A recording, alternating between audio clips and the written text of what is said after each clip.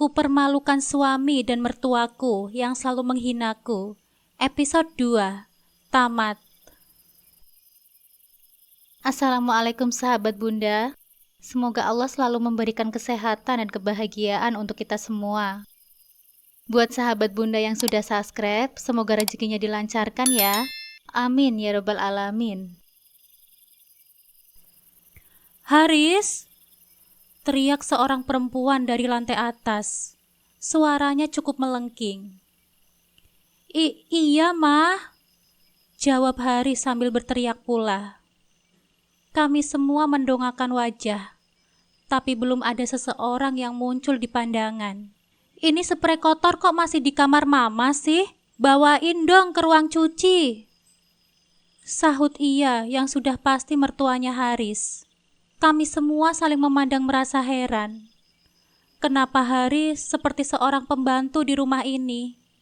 Aku yakin Mas Firdaus dan Ibu pun merasakan kejanggalan ini. Iya, Ma. Sebentar lagi Haris bawa ke bawah. Ini ada tamu dulu. Jawab Haris sambil berteriak. Tidak ada lagi jawaban dari atas sana. Kami bertiga memandangnya penuh pertanyaan. Kok kamu kayak pembantu sih disuruh-suruh gitu? Selidikku. Haris menunduk menyembunyikan rasa gugupnya. Nggak apa-apa kok, Mbak. Sudah biasa. Sebentar ya. Jawabnya. Lalu laki-laki bertubuh tinggi dan kurus itu segera berlaru dari hadapanku. Dari kejauhan, kulihat Destia yang masih mengenakan baju tidur turun dari lantai atas. Aku geleng-geleng kepala. Ini sudah jam 8 pagi, tapi dia baru bangun. Mas, aku mau minum kopi. Anterin ya ke kamar. Jangan lama-lama. Pintanya pada Haris. Terus HP aku dicas di mana sih, Mas? Kok nggak ada? Tanya Destia lagi. Sepertinya ia belum menyadari kedatangan kami. Ada kok. Dicas di kamar sebelah, jawab Haris. Ya sudah, nanti ambilin ya, sekalian bawa kopinya. Titah Destia, lalu naik ke lantai atas. Kami bertiga diam termenung, saling memandang menyaksikan perlakuan Destia dan keluarganya terhadap Haris. Apakah pantas seorang istri bersikap begitu terhadap suaminya? Bu, Haris kok kayak pembantu sih? Percuma dong punya mertua kaya, tapi nginjek harga diri kita seenaknya. Celetukku dengan suara pelan. Mas Firdaus dan Ibu melirikku bersamaan. Jangan ngomong macem-macem kamu, Hanifah. Tegas Ibu sambil melotot. Siapa yang ngomong macem-macem sih, Bu? Aku kan ngomong seadanya. Ibu juga lihat sendiri kan barusan?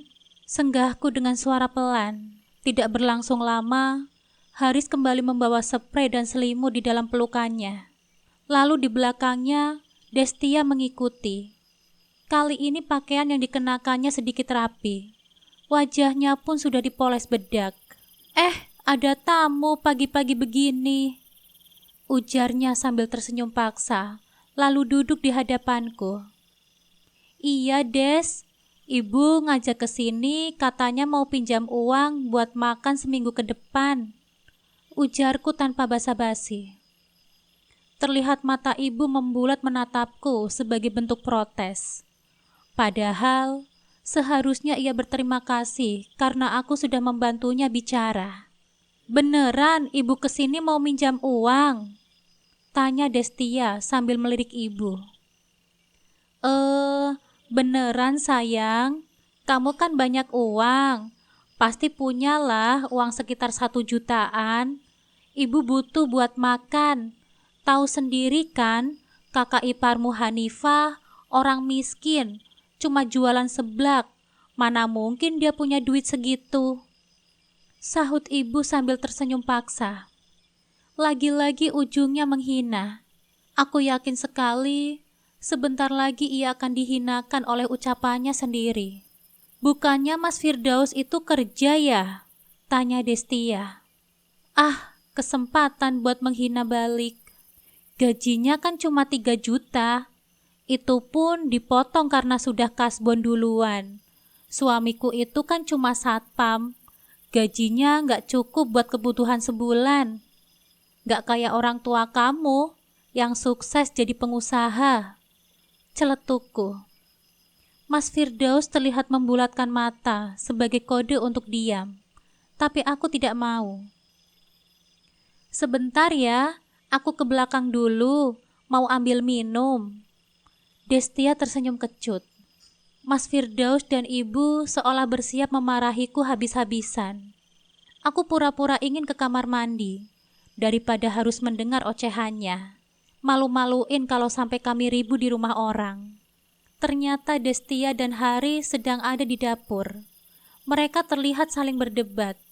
Aku jadi penasaran, apa yang mereka ributkan? Kasih sajalah 500.000. Hitung-hitung sedekah, Des. Terdengar suara Haris. Tapi hari ini aku sudah janji mau menlaktir teman-temanku.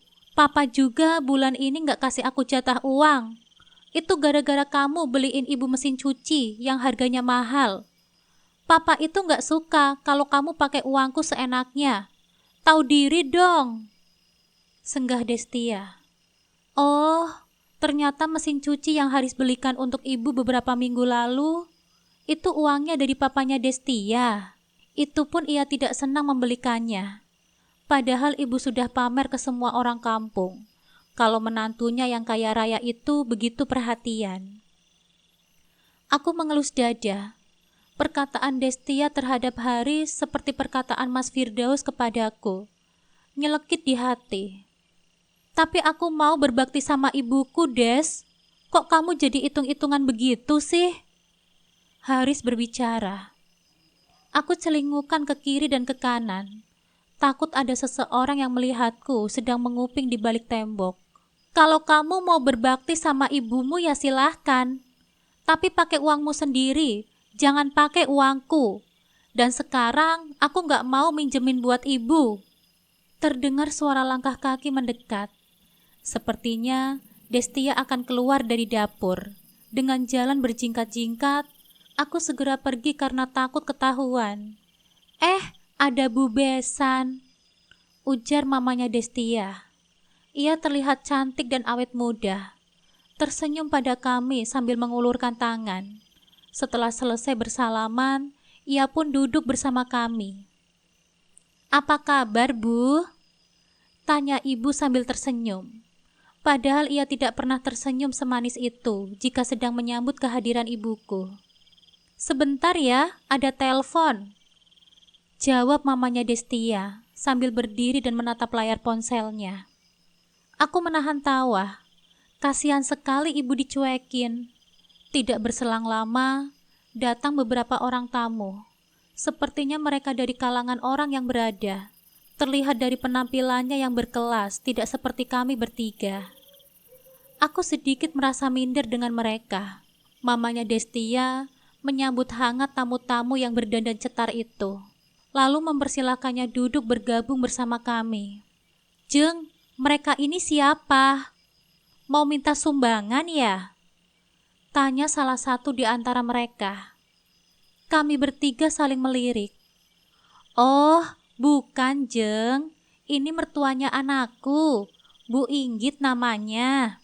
Jawab mamanya Destia sambil tersenyum paksa. Oh, maaf ya. Habis penampilannya kayak orang minta sumbangan sih. Saya gak habis pikir, kok bisa sih Destia nikah sama keluarga seperti ini? Mana suaminya pengangguran, gak bisa kasih nafkah ke istri. Makan aja numpang sama mertua. Celetuknya lagi, nyelengkit. Kulihat wajah ibu berubah merah menahan amarah. Ternyata hinaan yang sering dilontarkan kepadaku kembali pada dirinya sendiri. Hah? Saya juga pusing sama suaminya si Destia itu, Jeng. Disuruh kerja di kantor papanya juga nggak bisa. Dikasih jabatan sebagai manajer nggak bisa. Kerjanya salah semua. Masa iya harus dikasih kerjaan jadi OB? Kan malu-maluin. Mendingan dia di rumah saja bantu-bantu si Sumi. Celetuk mamanya Destia. Aku tidak menyangka perkataannya akan sekejam itu di hadapan orang banyak. Wajah ibu terlihat merah seperti kepiting rebus. Ia berdiri sambil mengepalkan tangan. Ya Allah, ibu mau ngapain? Jangan sampai buat keributan di sini. Ibu berdiri memandangi besannya penuh amarah. Dadaku terasa berdegup kencang, takut jika ibu melakukan perbuatan kekerasan. Sedangkan Mas Firdaus mencoba menyadarkan ibu dengan cara memegangi lengannya. Kenapa Bu Besan? Saya minta maaf ya, kalau perkataan saya barusan menyinggung hati Anda. Tapi gimana lagi, lama-lama saya juga jengah melihat Haris yang gak ada kemajuannya. Kalau bisa Bu Besan tolong nasehatin dia ya, supaya dia mau bekerja, gak minta makan terus sama mertuanya, ujar mamanya Destia. Aku menghela nafas. Perkataan wanita cantik ini memang halus tapi nyelekit. Sama seperti hatiku yang sering sakit saat dihina oleh ibu mertuaku. Dan sekarang, ibu sendiri yang dihina balik oleh besannya. Di hadapan orang banyak pula. Segala perbuatan pasti akan kembali pada diri sendiri. Ternyata itu benar. Aku kok puas ya melihat ibu dikituin. Saya permisi ya Bu Besan, ujar ibu. Di luar dugaan, ibu malah pergi dari rumah mewah ini. Padahal aku belum puas menyaksikannya dihina oleh Mama Destia. Ya Allah, ampunilah aku yang jahat ini. Oh, iya, silahkan. Mama Destia tersenyum senang sambil mengangguk hormat. Ibu berjalan begitu cepat menuju pintu keluar. Aku dan Mas Firdaus sampai ketinggalan jauh olehnya. Ibu, tunggu Bu, teriak seseorang di belakang sana. Saat melirik, ternyata Haris yang menyusul. Ibu, ini aku cuma punya uang segini. Semoga bisa untuk membantu ya. Haris memberikan lembaran uang ke jemari ibu. Aku ngasih kok, bukan minjemin, ungkap Haris dengan pandangan sayu. Oh, jadi kamu tadi minta uang sama mama bukan untuk beli kebutuhan mandi ya, tapi buat ngasih ibu kamu. Di luar dugaan, Mama Destia muncul di balik pintu dengan tatapan kecewa. Aku tidak habis pikir dengan Haris. Ngasih ibunya uang dari hasil meminta dari mertuanya. Benar-benar memalukan adik iparku itu. Enggak kok, Ma. Uangnya Haris belanjakan untuk beli sabun kok. Dan sisanya baru dikasih ke ibu. Kasihan ibu gak punya uang buat makan seminggu ke depan. Jawab Haris jujur sekali. Rasanya menyesal ikut ke rumah ini bersama Mas Firdaus. Jika untuk memalukan diri sendiri, yang dipermalukan memang ibu. Tetapi sebagai menantunya, aku pun merasa ditelanjangi habis-habisan. What? Jadi mereka kesini mau pinjam uang sama kamu? Tanya mamanya Destia syok. Duh, aku semakin salah tingkah. Rasanya ingin terbang saja ke atas sana saking malunya. Haris ini terlalu jujur jadi orang. Iya, Ma. Haris mengangguk lemah. Ya Allah, aku jadi tepuk jidat. Emang kamu punya uang dari mana? Kerja aja enggak. Lain kali, Mama tidak akan membiarkan kamu pegang uang ya. Biar Destia saja yang megang. Mama Destia masuk ke dalam sambil menutup pintu. Sadis sekali keluarga besan ibu. Berbeda dengan perlakuan bapak dan ibuku. Mereka berdua memperlakukan mertuaku itu dengan lembut seperti saudara kandungnya sendiri. Ya, walaupun kata mereka orang tuaku orang miskin. Ibu kecewa sama kamu, Haris. Nih, uangnya ibu balikin. Ibu gak butuh. Wanita parubaya itu melemparkan 2 lembar uang berwarna merah ke dada anak bungsunya dengan derai air mata. Untuk pertama kalinya, aku melihat ibu menangis karena dihina oleh orang lain habis-habisan. Ia tidak tahu saja hatiku, bahkan lebih sakit dari yang ia rasakan saat ini. Karena hinaannya, mending kalau hanya aku yang dihina. Ini kedua orang tuaku pun ikut dihina. Maafkan aku, Bu. Ibu tahu sendiri kan, Aku nggak punya pengalaman kerja di kantoran. Selama membujang, aku sibuk membantu ibu ketimbang kerja di luar. Ucap Haris sambil memegang lengan ibunya yang masih sesenggukan. Tapi hati ibu sakit dihina di hadapan orang banyak kayak barusan, Haris. Tegas ibu dengan isak tangis. Padahal hatiku juga sakit jika ibu menghinaku habis-habisan di depan tetangga.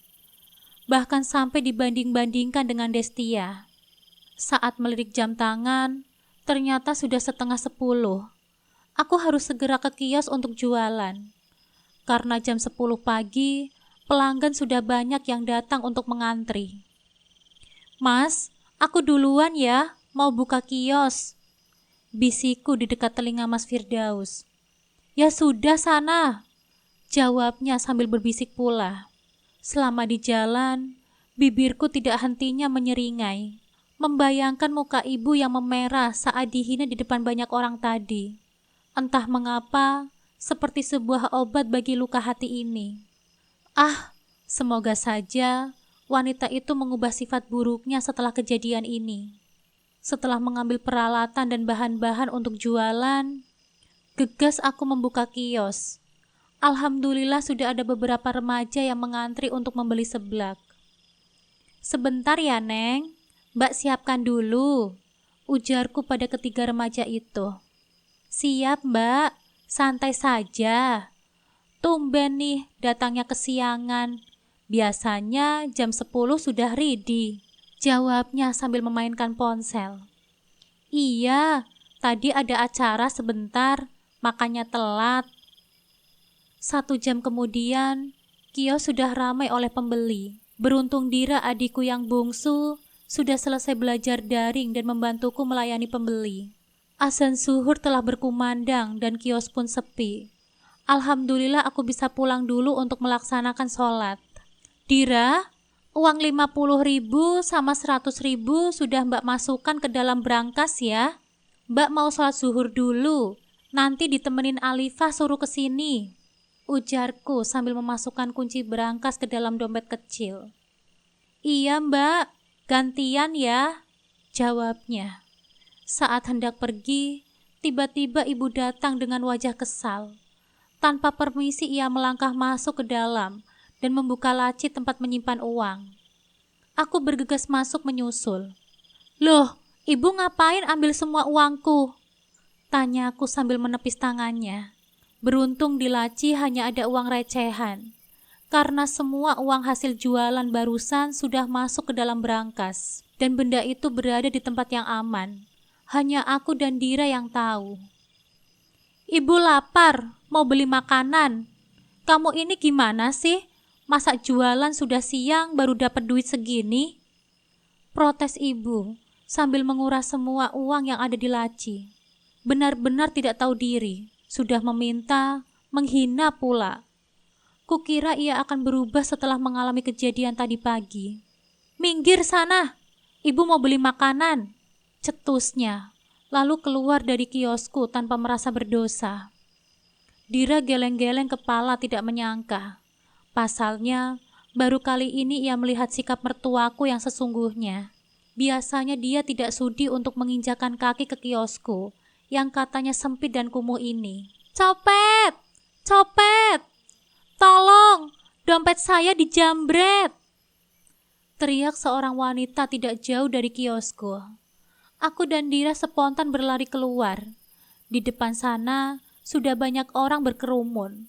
Saat melangkah mendekat, aku terkejut ternyata orang yang dicopet itu adalah ibu. Ibu menangis kejer seperti anak kecil. Ia duduk di tanah sambil meraung. Aku dan Dira saling memandang. Allah gak ridho kali ya, duitnya dirampas paksa sama mertua Mbak. Makanya gak lama langsung dicopet, bisik Dira. Kali ini aku setuju dengan pendapatnya. Mau disamperin gak? Aku mah ogah sih, mendingan masuk lagi. Panas, ujar Dira. Lalu ia menjauh dari kerumunan. Sebenarnya aku ingin pergi saja dan memilih melaksanakan sholat zuhur. Tapi kasihan juga melihat ibu yang sedang terkena musibah. Bu, kenapa uangnya bisa dijambret sih? Terus jambretnya ketangkep nggak? Tanyaku sekaligus pada orang-orang yang berkerumun. Enggak, jambretnya naik motor, Neng, jawab seorang bapak tukang parkir. Iya, jambretnya langsung kabur. Mana bawa motornya cepet banget lagi, kayak Valentino Rossi, jawab seorang ibu parubaya. Jadi nggak ada yang nyusul jambretnya? Tanyaku lagi. Nggak ada, Mbak. Gimana lagi? Yang sabar ya, Bu, jawab ibu tadi. HP-ku Hanifah. HP ibu juga ada di dalam dompet itu. Gimana ini? Ibu sudah nggak punya HP lagi. Mana banyak nomor yang penting lagi, ucap ibu dengan isak tangis. Aku bingung harus berkata apa. Ada senang karena ibu dapat karma dalam hitungan detik. Dan ada juga rasa kasihan melihatnya meraung seperti anak kecil. Sudahlah, Bu, ikhlaskan saja. Mungkin itu azab. Maksudku peringatan dari Allah. Aku keceplosan. Gimana mau ikhlas? Di dompetnya ada HP ibu. Kalau duitnya hilang sih nggak masalah. Itu kan duit receh semua. Tapi HP ibu harganya jutaan, tegas ibu. Aku mundur satu langkah. Dalam keadaan susah pun, dia masih sempat menghina uangku yang recehan itu. Sebesar apapun musibah yang menimpanya, sepertinya ibu tidak akan berubah. Kalau ibu punya malu, ayo ikut aku pulang. Kalau enggak, ya terserah, nangis aja di sini. Sampai subuh pun HP ibu tidak akan balik, ujarku sambil melangkah hendak mengambil motor. Ayo, Bu. Mau ikut aku pulang atau masih betah duduk di situ? Tanyaku sedikit berteriak.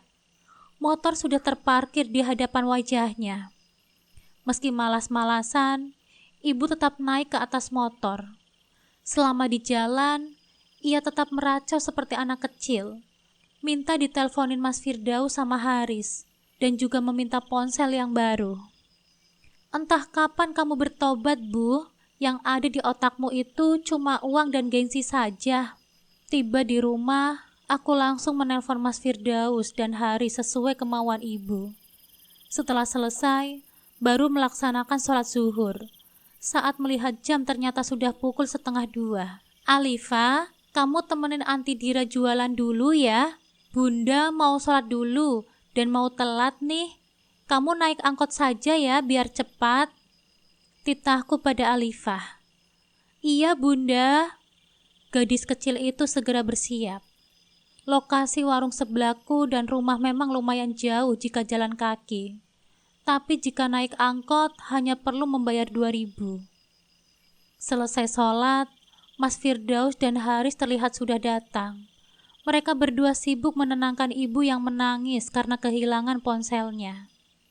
Hanifah, coba ceritakan awalnya bagaimana sih, kok bisa dompet ibu dijamret? Tanya Mas Firdaus saat melihatku keluar dari kamar. Kesempatan buat membongkar kebusukan ibu di hadapan anak-anaknya. Sayang sekali, Destia tidak ikut kemari. Jadi gini, Mas, awalnya ibu mengambil duitku di laci tempat penyimpanan uang hasil jualan. Aku sudah bilang, jangan diambil semua. Karena uang itu untung jualanku sejak pagi. Tapi ibu gak dengerin, malah membawa paksa semuanya. Aku sudah coba ikhlasin, mungkin itu bukan rezeki. Gak lama kemudian, ada seseorang yang berteriak kecopetan. Pas aku lihat keluar, ternyata itu ibu. Gitu, Mas, ceritanya, ujarku bersemangat. Mas Firdaus terdiam. Sedangkan ibu melotot ke arahku. Mungkin tidak terima aku membongkar semuanya di hadapan Mas Firdaus dan Haris. Harusnya ibu gak boleh gitu sama Mbak Hanifah, Bu. Masa duit hasil jualan diambil semua? Begini kan jadinya kecopetan. Itu karena duitnya gak berkah, Bu. Sahut Haris menasehati. Akhirnya ada juga yang menasehati wanita matre ini. Semoga saja dia kapok. Apa jangan-jangan kamu gak ikhlas ya duitnya diambil sama ibu? Terus nyumpahin ibu yang jelek-jelek? Ibunya yang salah, masih saja dibela. Dasar buta. Kamu benar, Firdaus. Mungkin ini karena kamu yang menyumpahi ibu kan? Keterlaluan kamu, Hanifah. Berani-beraninya ya kamu nyumpahin mertua kamu sendiri. Ibu sumpahin juga kamu. Mudah-mudahan kamu terlibat sial habis ini. Sahut ibu penuh amarah. Aku menggeleng-gelengkan kepala melihat sikap ibu dan anaknya ini. Bukannya meminta maaf karena sudah berbuat zolim, malah balik menyumpahi yang jelek-jelek. Ya, semoga saja sumpah serapah jelek ibu kembali kepada dirinya sendiri. Terus HP ibu bagaimana, Firdaus? Ibu gak bisa kalau gak pegang HP. Rengeknya seperti anak kecil.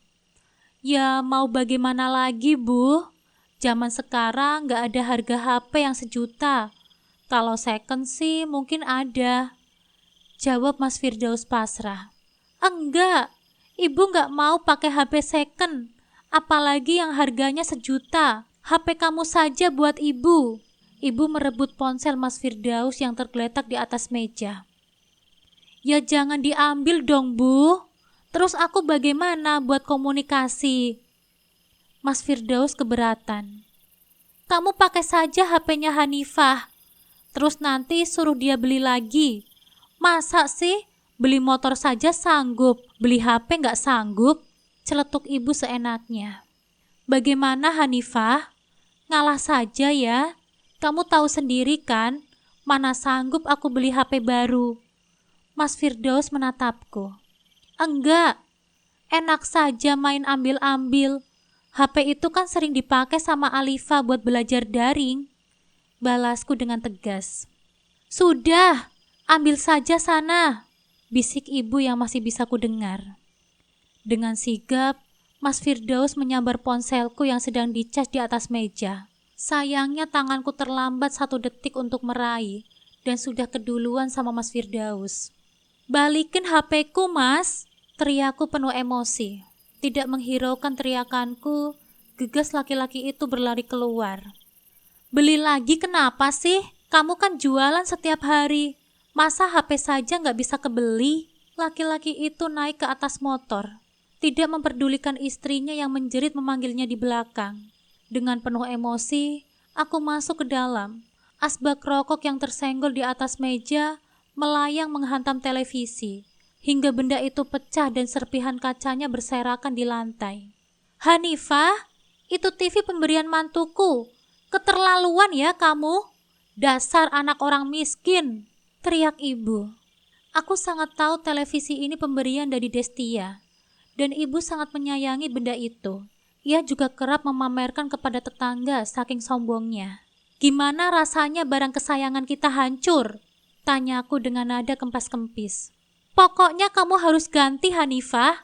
Kalau enggak, maka orang tuamu akan apa, Bu? Aku tanya sama ibu, bagaimana rasanya melihat televisi kita hancur? Aku juga begitu, Bu. Saat Mas Firdaus mengambil HP-ku barusan, tegasku dengan tatapan nyalang. Dasar anak apa, Bu? Kalian dasar benalu, tidak tahu malu. Maunya hidup enak, tapi malas untuk berusaha. Aku berteriak penuh emosi, seolah sedang kesurupan. Jika tidak ada Haris, mungkin nyawa ibu telah berpindah ke alam kubur. Beruntung Haris sigap menghalangi saat tangan ini hendak mencekik lehernya. Sini HP-mu, biar aku hancurkan juga sekalian. Aku mencoba merampas ponsel Mas Firdaus dari tangan ibu. Namun ia sigap menghindar sehingga tanganku tidak berhasil meraihnya. Belum lagi Haris yang selalu menghalangi. Dasar gila kamu. Percuma gara-gara HP saja kamu ngamuk kayak gini. Balas ibu sedikit ketakutan. Bukan semata karena HP, Bu. Tapi karena ibu gak pernah menghargai aku. Selama ini aku diam saja saat dihina di depan tetangga. Barusan ibu juga merampas uang hasil jualanku. Aku juga diam saja. Lah, sekarang ibu ngomporin Mas Firdaus buat ngerampas HP-ku juga. Teriakku begitu menggema, hingga para tetangga berbondong-bondong menonton perdebatan sengit ini. Biarkan mereka semua tahu bagaimana liciknya mertuaku dan suamiku. Mereka melihat adegan ini sambil berbisik-bisik. Ada yang memihak padaku dan ada juga yang memihak kepada ibu. Tapi saat ini otakku sedang panas dan dikuasai nafsu. HP itu aku beli dengan hasil jerih payahku, Bu. Bukan anakmu yang membelikannya. Pengecut itu mana sanggup untuk membelikan aku HP sebagus itu. Bayar sekolah anaknya saja dia nggak sanggup. Tidak hanya itu, nafkah yang anakmu berikan hanya cukup untuk makan 2 minggu. Selama ini aku diam saja, tapi kalian malah semakin menginjak-injak harga diriku. Aku merancau sambil berteriak saking emosinya. Omongan pun ngelantur kemana-mana. Tapi intinya, saat ini aku sedang mengeluarkan semua yang mengganjal di dalam hatiku yang selama ini terpendam. Pintu kukunci, juga jendela tertutup dengan rapat. Sudah saatnya tontonan gratis ini dihentikan dan memberikan wanita ini penjelasan. Sekarang telepon Mas Firdaus, suruh dia untuk mengembalikan HP-ku sekarang juga. Tegasku sambil menodongkan sebuah beling bekas asbak rokok ke wajahnya. Haris ketakutan. Mulutnya merancau dengan maksud menenangkanku. Katanya aku harus sabar karena masalah ini bisa diselesaikan secara baik-baik. Ia tidak tahu saja bagaimana kelakuan kakak dan ibunya itu. Mereka sangat licik dan tidak pernah mau untuk mengalah. Diam kamu Hanifah, jangan macam-macam. Kalau enggak aku akan berteriak. Biar kamu dipukuli sama warga, ujar ibu penuh ketakutan. Peluh bercucuran di wajahnya. Cepat Bu, telepon Mas Firdaus. Kalau enggak, beling ini akan merobek lehermu. Ancamku lagi. Kali ini ia kalah. Lantas jemarinya segera mengulir menyentuh layar ponsel dengan tangan yang bergetar. Gak diangkat lagi, ujar ibu gelisah. Ayo, cepat telepon lagi, tegasku sambil mendorong beling mendekat lehernya. Haris semakin panik. Tangannya pun terlihat gemetar. Ia bingung antara harus berteriak atau diam. Iya. Halo Firdaus, kamu Ibu menjeda ucapannya. Apa? Kecelakaan? Ucap ibu. Aku tidak percaya, siapa tahu ini hanya alasan saja untuk menghindar. Gegas merebut ponsel dari tangannya. Halo Mas, kamu di mana? Tanyaku. Maaf Bu, yang memegang HP ini kecelakaan. Sekarang mau dibawa ke klinik sama yang nabrak, ucap seorang laki-laki di seberang sana. Aku menyeringai. Rasanya senang sekali mendengar kabar duka ini. Baru saja ibunya menyumpahiku supaya ketiban sial. Tidak sampai 1 jam, sumpah sarapah itu menimpa putranya sendiri. Telepon pun dimatikan. Aku melempar ponsel milik Mas Firdaus ke pojokan, lalu segera pergi untuk menyusul ke klinik terdekat. Sudah pasti Mas Firdaus dibawa ke sana, karena di daerah ini hanya ada 1 klinik. Ah, HP-ku! Ibu menjerit seperti orang gila. Sempat terdengar, ibu memaki dan menghinaku lagi. Tapi aku tidak peduli dengan hinaannya. Gegas menstarter motor dan segera pergi. Semoga saja ponselku tidak rusak. Yang kukhawatirkan saat ini bukanlah keselamatan Mas Firdaus, melainkan ponsel yang harganya lumayan fantastis. Tiba di tujuan, kulihat Mas Firdaus terbaring di ranjang pasien. Tangan kanan dan kaki kirinya terbungkus perban. Ia meraung kesakitan. Itulah azab bagi orang yang suka mencuri. Batinku berkata-kata. Saat hendak masuk, ada seorang bapak-bapak mencegahku. Mbak ini istrinya ya? Aku mengangguk. Oh, ini dompet sama HP suami Mbak. Tadi saya amankan, takut ada yang mencuri, ujar laki-laki itu dengan ramah. Aku tersenyum senang. Akhirnya ponsel ini kembali dalam keadaan utuh. Rezeki memang tidak kemana. Terima kasih ya Pak. Laki-laki itu mengangguk lalu segera pergi. Saat hendak masuk ke dalam, ibu menerjang masuk duluan. Firdaus, kamu gak apa-apa kan? Tanya ibu dengan panik. Gak apa-apa kok Bu, jawab seorang perempuan cantik yang duduk di kursi dekat Mas Firdaus.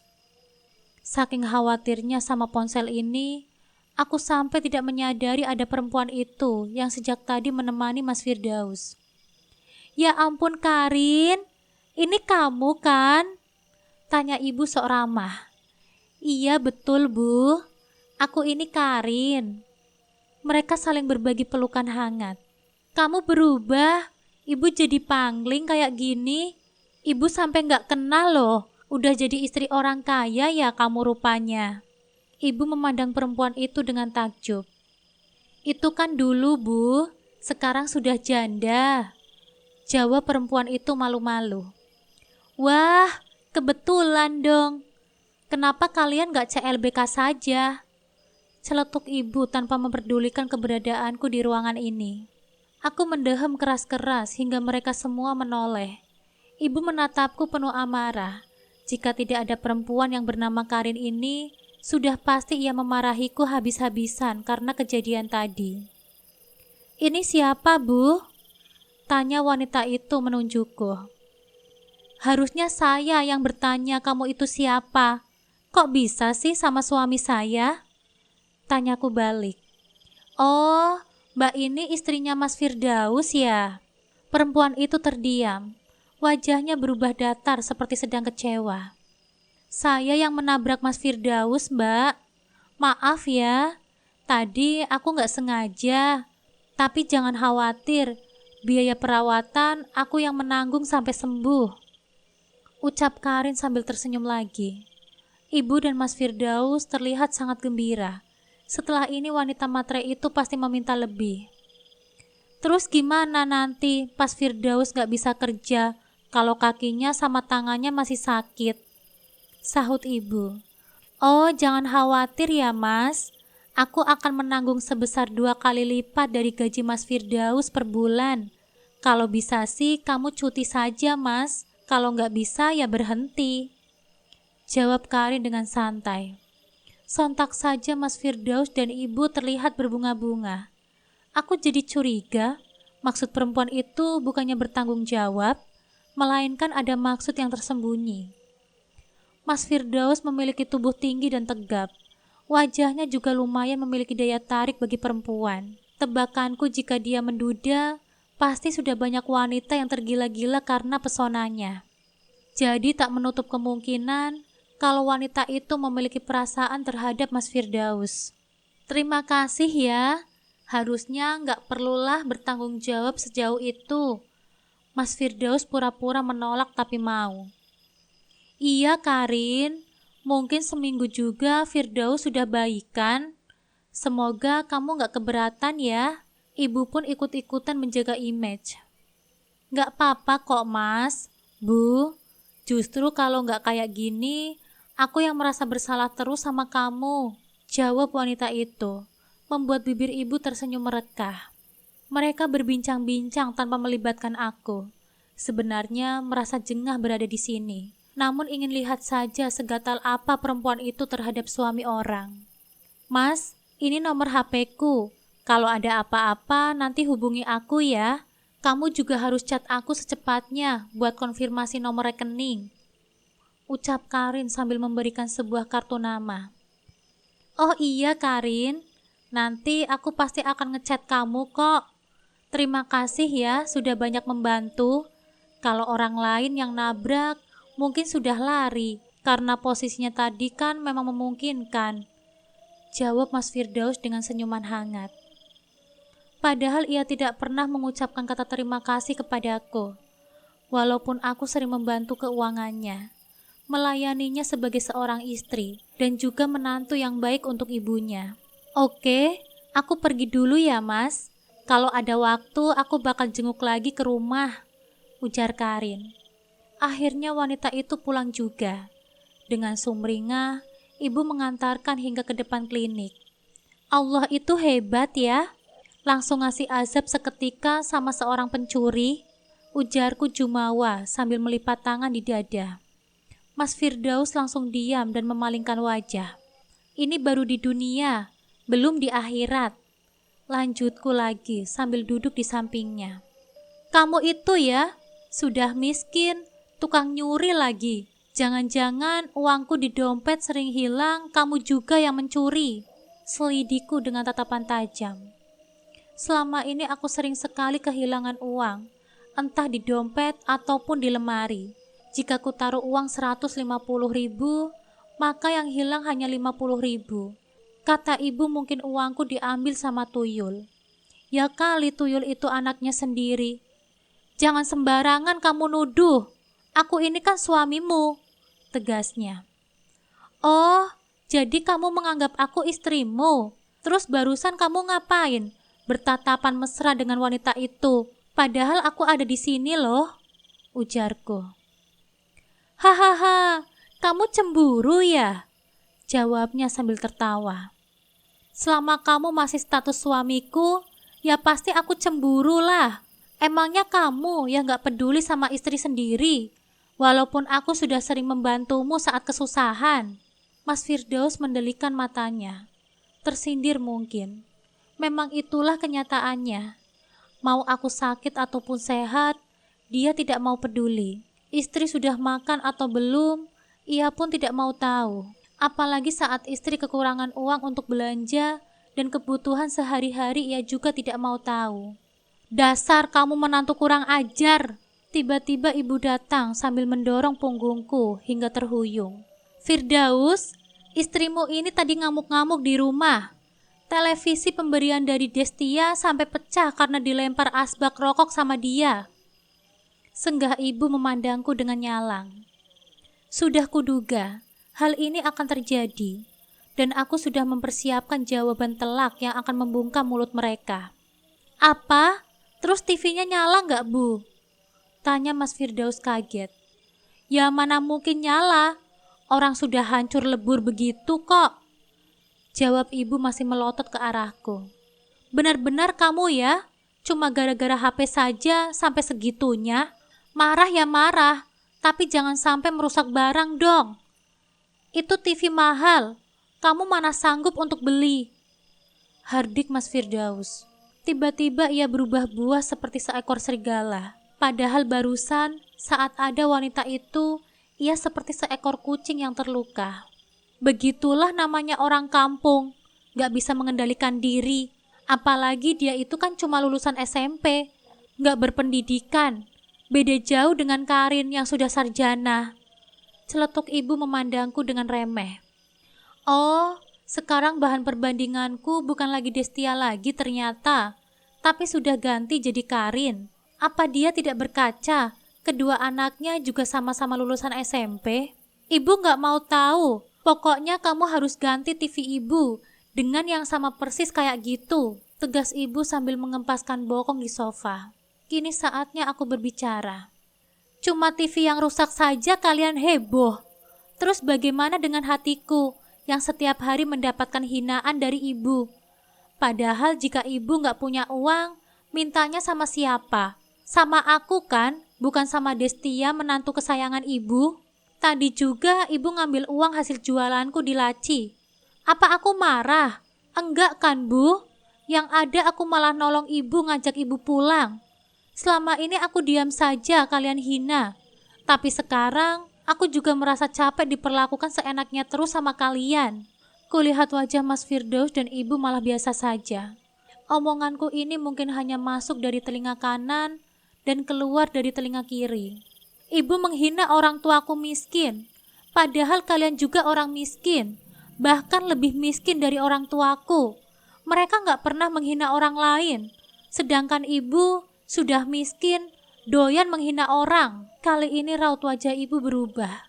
Mungkin dengan perkataan pedas barusan akan terasa ke dalam hati. Dan satu lagi, aku juga gak mau ganti TV yang rusak itu. Aku menyeringai.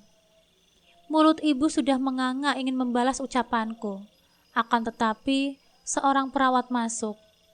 Maaf Pak, Bu, bisa urus dulu bagian administrasinya? Ujar perawat yang mengenakan hijab putih itu. Loh, bukannya sudah dibiayain ya sama perempuan cantik itu? Jawab Mas Firdaus. Di hadapanku, ia berani memuji wanita itu, sedangkan istrinya sendiri tidak pernah mendapatkan pujian seperti itu. Perempuan yang mana ya Pak? Dari tadi belum ada tuh yang urus administrasi atas nama Bapak. Ujar perawat itu lagi. Ya sudah, sebentar lagi istri saya yang akan mengurus Sus. sahut Mas Firdaus seenaknya. Baik, saya tunggu secepatnya ya Pak. Suster itu akhirnya pergi. Siapa juga yang sudi untuk bayarin?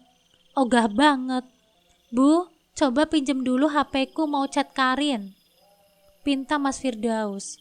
Ponsel itu terlihat sama sekali tidak retak ataupun rusak. Syukurlah, padahal aku membantingnya dengan keras tadi. Duh, kok nggak aktif sih nomornya Karin? Bagaimana ini, Bu? Mas Firdaus kebingungan. Kok bisa nggak aktif sih? Apa HP-nya mati kali ya? Ibu juga terlihat sedikit cemas. Hahaha, jangan-jangan wanita cantik itu berbohong lagi. Mana pakai bilang mau ganti gaji kamu sampai 2 kali lipat lagi. Aku menyeringai puas. Sudah hampir 1 jam, Mas Firdaus berusaha menghubungi Karin. Tapi nomornya masih tidak aktif. Aku sungguh terhibur dengan tontonan ini. Pintu terbuka. Nampaknya suster tadi datang lagi. Wah, semakin seru nih. Maaf Pak, Bu, biaya administrasinya kapan ya bisa dibayar? Saya dari tadi nungguin loh, kata suster itu. Oh iya, ini mau dibayarkan kok sus. Iya sekarang, jawab Mas Firdaus gelagapan. Tanpa kata, suster itu segera pergi. Aduh, bagaimana ini? Ibu pegang uang gak? Tanya Mas Firdaus kebingungan setengah mati. Kamu tahu sendiri kan, tadi siang ibu kecopetan. Mana mungkin ibu punya duit? Jawab ibu dengan gelisah. Terus Haris di mana, Bu? Tanya Mas Firdaus lagi. Sudah pulang. Tadi ditelepon sama mertuanya. Jawab ibu ketus. Hanifah, tolong bayarin dulu ya. Aku gak pegang uang sekarang. Nanti pasti diganti kok. Percaya sama aku. Pinta Mas Firdaus mengibah. Giliran begini baru minta tolong padaku. Enak sekali ya hidupnya itu. Bisa menghina dan meminta bantuanku kapan saja. Aku juga tidak ada uang. Tahu sendiri kan, tadi siang ibu kamu rampas uang hasil jualanku. Dan aku mau pulang. Kasihan Hanifah pasti nungguin aku di warung. Ujarku sambil menyeringai lalu keluar dari ruangan itu dengan puas. Hanifah, tunggu. Jangan pergi dulu. Terus aku bagaimana? Terdengar suara Mas Firdaus berteriak. Hanifah? Hanifah? Kali ini suara jeritan ibu terdengar. Aku tidak lagi peduli pada mereka. Tanpa ragu, aku membiarkan kakiku melangkah keluar dari klinik itu, meninggalkan semua kenangan buruk yang selama ini membebaniku. Biarkan mereka tahu, aku bukan wanita yang bisa dipermainkan seenaknya. Aku ingin mereka merasakan bagaimana rasanya dihina dan dipermalukan, sebagaimana yang telah mereka lakukan kepadaku selama ini. Dengan langkah mantap, aku kembali ke kios sebelahku. Di sana, Dira dan Alifah tengah sibuk melayani pelanggan. Begitu mereka melihatku, Dira langsung menyapa dengan nada penasaran. Mbak, gimana? Sudah selesai semua urusannya? Tanyanya, membuyarkan lamunanku. Aku menarik nafas panjang sebelum menjawab. Sudah, Dek. Sekarang Mbak cuma mau fokus urus warung ini. Rasanya sudah cukup lelah menahan semua ini terus-terusan. Aku berusaha menenangkan diriku. Namun di dalam hati, aku tahu bahwa ini adalah saat yang tepat bagiku untuk membalas semua perlakuan mereka. Aku tidak akan tinggal diam lagi. Cukup sudah semua penghinaan yang kuterima. Apalagi setelah mereka terang-terangan membanggakan wanita lain di hadapanku. Hari-hari berlalu, dan aku mulai terbiasa menjalani hidupku tanpa Mas Firdaus. Aku mengalihkan seluruh fokusku pada warung seblak yang semakin ramai. Perlahan, aku mencoba bangkit dari keterpurukan. Akhirnya aku memutuskan pulang ke rumah orang tuaku dan menceritakan semuanya. Aku menceritakan bagaimana aku diperlakukan, bagaimana mereka menghina keluargaku, dan bagaimana aku terpaksa menahan sakit hati selama ini. Orang tuaku, terutama ayah, sangat marah. Mereka ingin segera membalas dendam, namun aku menahan mereka. Biarkan saja ya. Aku ingin melihat sejauh mana mereka akan bertahan dengan pilihannya sendiri. Ucapku tegas. Sebulan berlalu tanpa ada kabar dari mereka. Aku pikir mereka sudah bahagia dengan hidup barunya. Namun siang itu, saat aku sibuk di warung, tiba-tiba sosok yang selama ini ingin kulupakan muncul di hadapanku. Mas Firdaus dan ibu datang dengan wajah lusuh, mata sembab, dan ekspresi penuh penyesalan. Hanifah, tolong aku Hanifah, aku menyesal. Aku sudah terlalu egois dan merendahkanmu. Mas Firdaus bergetar. Aku menatapnya dengan senyum sinis. Oh, ternyata kamu masih ingat aku ya, Mas. Aku pikir setelah kamu bertemu dengan janda centil mantan pacarmu itu, kamu sudah bahagia dan melupakan aku. Mas Firdaus menggeleng lemah. Aku salah, Hanifah. Karin bukan wanita yang baik. Setelah aku dan ibu kehilangan kontak dengannya, aku baru tahu dari teman-temanku bahwa dia itu penipu. Dia sedang dikejar oleh polisi karena membawa lari uang arisan bodong. Ujarnya penuh penyesalan. Aku menyilangkan tangan di dada. Lalu, bukannya kalian masih punya bank berjalan? Ya bisa kalian mintai tolong kan? Haris dan Destia bukan? Mas Firdaus terdiam. Wajahnya semakin pucat. Ibu pun ikut bersuara. Kali ini dengan suara bergetar. Hanifah, Haris diceraikan oleh Destia. Keluarga Destia sudah muak karena Haris hanya menjadi benalu. Dan sekarang Haris masuk ke rumah sakit jiwa karena depresi berat. Aku terdiam sejenak, lalu tersenyum sinis. Lalu, kalian kesini mau apa? Ibu berbisik. Kami ingin minta bantuanmu, Hanifah. Rumah ibu akan disita besok pagi jika kami tidak bisa melunasi hutang kami di bank. Ibu rela melakukan apa saja asal kamu mau membantu kami. Mas Firdaus menatapku penuh harap. Iya, Hanifah. Aku juga akan melakukan apapun. Yang penting, kamu mau kembali padaku. Aku tertawa kecil, lalu menatap mereka dengan tajam. Oke, aku akan bantu kalian. Tapi itu tidak gratis. Ada syaratnya. Mereka saling berpandangan. Syarat? Tanya mereka serempak. Aku mengangguk. Iya, syarat. Kalian mau atau tidak? Mereka menelan ludah, lalu mengangguk ragu. Apa syaratnya, Hanifah? Tanya ibu dengan suara bergetar. Aku menarik nafas dalam-dalam, lalu mengucapkan dengan jelas.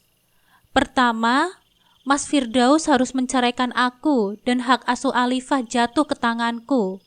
Kedua, setelah ini, kalian tidak usah menemuiku lagi. Aku muak dengan tingkah laku kalian. Itu saja, sanggup kan? Wajah mereka langsung berubah. Mas Firdaus nampak hancur. Ibu menangis semakin keras. Hanifah, kenapa kamu tega melakukan ini? Aku menatap mereka dengan penuh ketegasan. Supaya kalian merasakan apa yang aku rasakan dulu. Agar kalian tahu rasanya dihina dan ditinggalkan begitu saja. Kalau kalian tidak mau, tidak apa-apa. Tapi jangan harap aku akan peduli kalau rumah kalian disita. Mereka hanya bisa tertunduk. Aku melangkah pergi tanpa menoleh lagi. Hari ini, aku benar-benar menutup babak lama dalam hidupku dan siap membuka lembaran baru tanpa mereka.